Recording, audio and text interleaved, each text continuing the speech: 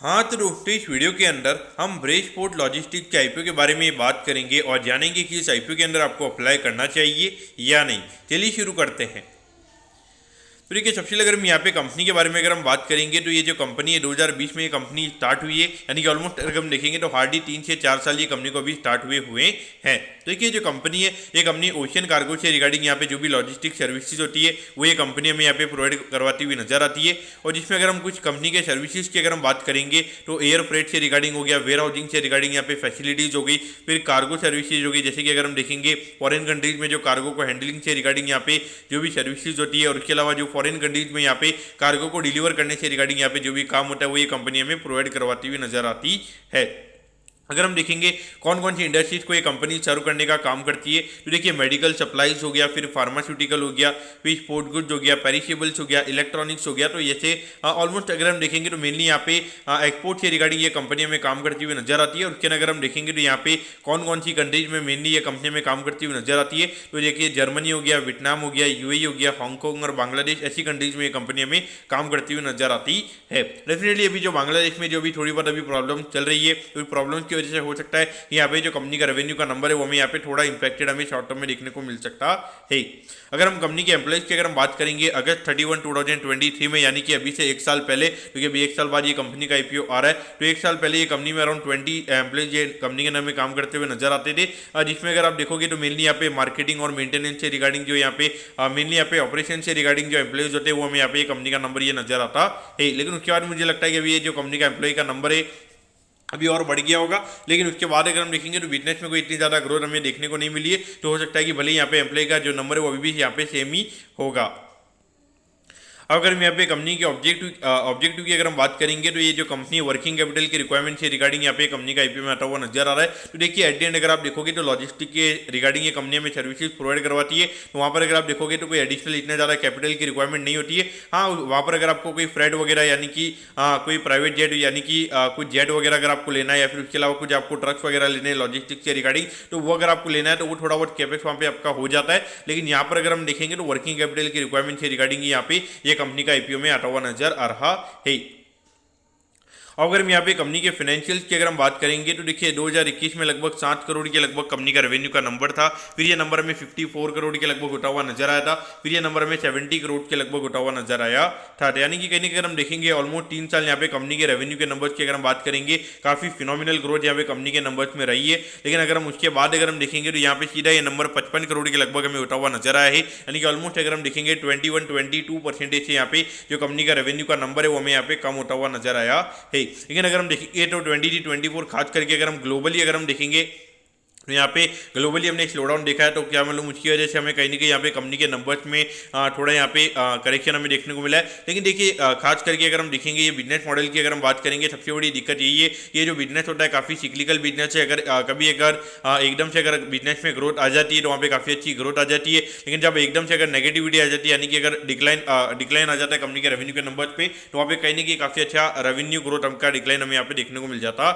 है। ऐसे बिजनेसेस जो खास करके काफ़ी लगातार अच्छे तरीके से ग्रो नहीं कर सकते, तो ऐसे बिजनेसेस को नॉर्मली मार्केट लॉन्ग टर्म में ज़्यादा पी रेशियो नहीं देता। तो इसीलिए कहीं ना कहीं देखा जाए तो ये कंपनी के लिए एक नेगेटिव पॉइंट हमें यहाँ पे नजर आता है। अगर हम प्रॉफिटेबिलिटी की बात करेंगे तो यहाँ पे लगभग 22 लाख के लगभग कंपनी का प्रॉफिट का नंबर था। फिर उसके बाद अगर हम देखेंगे लगभग 3 करोड़ 22 लाख के लगभग का नंबर हमें ये नजर आता है। 2023 में लगभग 6 करोड़ 18 लाख के लगभग का प्रॉफिट ये कंपनी ने कमाया था। लेकिन अगर हम पिछले साल अगर हम बात करेंगे तो 4 करोड़ 89 लाख के लगभग का नंबर हमें ये नजर आता है। तो देखेंगे लगभग 20% के लगभग का कंपनी का रेवेन्यू का नंबर गिरा, और प्रॉफिटेबिलिटी भी यहाँ पे कंपनी की उतनी हमें यहाँ पे गिरती हुई नजर आई है। अब अगर हम आईपीओ की डिटेल्स के बारे में अगर हम बात करेंगे तो देखिए 19 तारीख को ये आईपीओ में स्टार्ट होता हुआ नजर आएगा और 21 तारीख को ये आईपीओ में क्लोज होता हुआ नजर आएगा। यहाँ पर अगर हम प्राइस बैंड के बारे में अगर हम बात करेंगे तो 80 रुपये के कट ऑफ प्राइस पे कंपनी में शेयर देती हुई नजर आ रही है। 1600 शेयर्स का हमें यहाँ पे लॉट नजर आता है, यानी कि एक लॉट को अप्लाई करने के लिए 1,28,000 रुपये आपको यहाँ पे लगने वाले हैं। अगर हम इशू साइज की अगर हम बात करेंगे 24 करोड़ 41 लाख के लगभग का आईपीओ का इशू साइज हमें यहाँ पे नजर आता है। ये पूरा पैसा कंपनी के पास में हमें जाता हुआ नजर आएगा। और इसमें अगर हम रिटेल कोटा की अगर हम बात करेंगे अराउंड 35% के लगभग का यहाँ पे कंपनी का रिटेल कोटा है, यानी कि ऑलमोस्ट अगर हम देखेंगे यहाँ पे अराउंड 8-9 करोड़ के लगभग का कंपनी का रिटेल कोटा में यहाँ पे नजर आता है। और ये जो कंपनी है, कंपनी हमें एनएससी के एचएम प्लेटफॉर्म पे ये कंपनी हमें लिस्ट होती हुई नजर आएगी। अब अगर हम टाइम टेबल के बारे में अगर हम बात करेंगे तो देखिए 22 तारीख को आपको पता चल जाएगा कि आपको अलॉटमेंट मिला ही, यानी कि अलॉटमेंट नहीं मिलता तो 23 तारीख को रिफंड मिल जाएगा। 23 तारीख को आपके डीमेट अकाउंट में शेयर आ जाएंगे अगर आपको अलॉटमेंट मिलता ही, और 26 तारीख को ये कंपनी में लिस्ट होती हुई नजर आएगी। अब अगर हम एट दी एंड अगर हम कंपनी के वैल्यूएशन के पैरामीटर्स की अगर हम बात करेंगे तो देखिए हार्डली यहाँ पे अराउंड 90 करोड़ के मार्केट कैप पे कंपनी का आईपीओ में आता हुआ नजर आ रहा है। तो उसके हिसाब से अगर हम वैल्यूएशन की अगर हम बात करेंगे लगभग 19-20 के पी रेशियो पे ये कंपनी का आईपीओ में आता हुआ नजर आ रहा है। वैल्यूएशन वाइज अगर हम देखेंगे तो काफी ज्यादा कोई कॉस्टली वैल्यूएशन नहीं है, लेकिन देखिए यहाँ पे पी एक्सपांशन के स्कोप की अगर हम बात करेंगे, जैसे कि मैंने आपको बोला कि ये बिजनेस काफी सिक्लिकल है, तो लॉन्ग टर्म में मार्केट ये कंपनी को ज्यादा से ज्यादा मैक्स टू मैक्स यहाँ पे 25 का पी रेशियो ये मार्केट ये कंपनी को दे सकता है। तो उसके हिसाब से आपको ये देखना पड़ेगा। और अभी अगर आप देखोगे अभी रिसेंटली एक आशापुरा लॉजिस्टिक करके कंपनी लिस्ट हुई थी, तो वहां पर अगर आप देखोगे लगभग अराउंड 70-80% के लगभग का उसका ग्रे मार्केट हमें ट्रेड होता हुआ नजर आ रहा था। लेकिन अगर हम लिस्टिंग की अगर हम बात करेंगे हार्डली 20-25% के प्रीमियम पे हमें वो कंपनी की लिस्टिंग देखने को मिली थी। तो इसलिए देखा जाए तो यहाँ पे लॉजिस्टिक के अंदर अगर हम देखेंगे, खास करके अगर हम 5 हिस्से की अगर हम बात करेंगे तो यहाँ पे ऑलमोस्ट अगर आप देखोगे 70-80% आईपीओ का जो जीएमपी होता है आईपीओ तक तो वो काफी अच्छा रहता है, लेकिन उसके बाद में जब उसकी लिस्टिंग होती है तो वहाँ पे इतनी ज्यादा डिमांड हमें देखने को नहीं मिलती है। और कहीं ना कहीं अगर हम देखेंगे तो मोस्टली यहाँ पे जितने भी लॉजिस्टिक्स से रिगार्डिंग यहाँ पे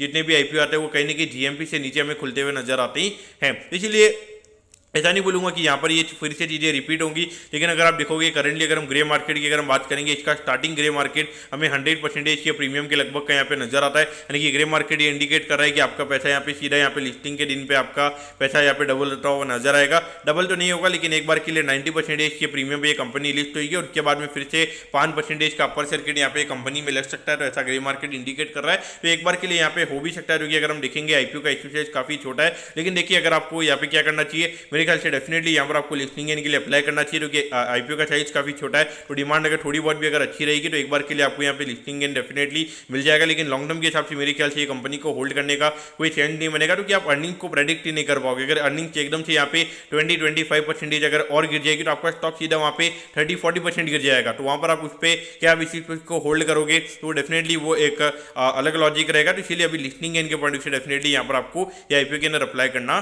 चाहिए। तो दोस्तों मैं कहता हूँ कि ब्रेश पोर्ट लॉजिस्टिक के आईपीओ के बारे में आपको सब कुछ समझ में आ गया होगा। अगर आपकी कोई भी क्वेरीज है आप कमेंट कीजिए, मैं जरूर आपके कमेंट पर रिप्लाई करूंगा। ओके दोस्तों, thank you, have a nice day.